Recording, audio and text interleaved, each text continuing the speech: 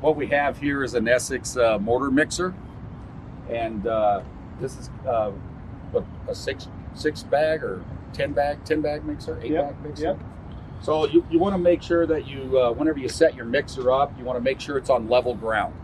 Okay, this way the mixer, if it's on uneven ground and you're not set right, it can be harder to dump the mixer or possibly flip the mixer over on its side. You want to make sure that your guard's in place. You've got your knife blade up here to cut the mortar bags open, okay? You never want to stick your hands inside the mixer. It's very important that you don't do that. You want to clean the mixer regularly. Make sure at the end of the day the mixer is all cleaned up. There are some precautions you want to do. You want to be careful not to dump dry mix in there with no water. You always want to pour water in first, and then you start mixing your mortar.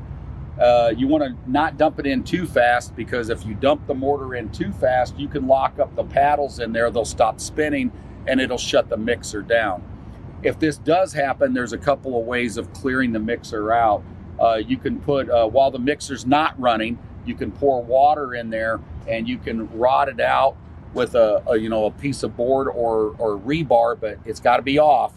And to get water down in there, then you can start the mixer back up and slowly engage the clutch to get it spinning again. If that doesn't work, you're going to have to empty some of the material out of the mixer. So you're going to have to pull the mixer over on its side. It'll take a few guys to do this. Pull the mixer over to its side, open up the protective grate that keeps people from getting in there, and you're going to have to shovel out some of the mortar. Once you get some of the mortar shoveled out, it's not such a heavy load, and you should be able to start the mixer up, throw a little bit of water on it, slowly engage the clutch, which is on this side.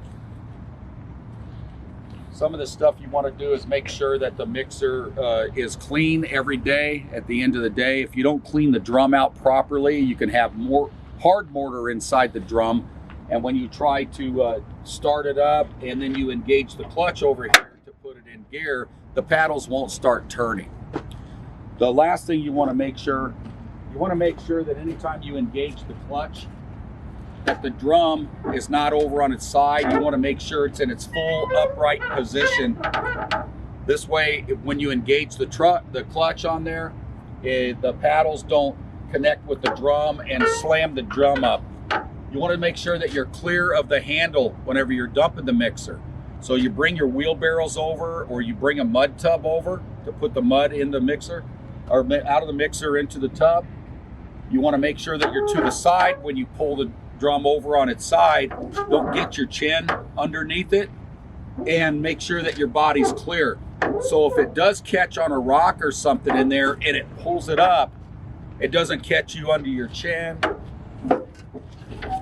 or between your legs and catch you up in here.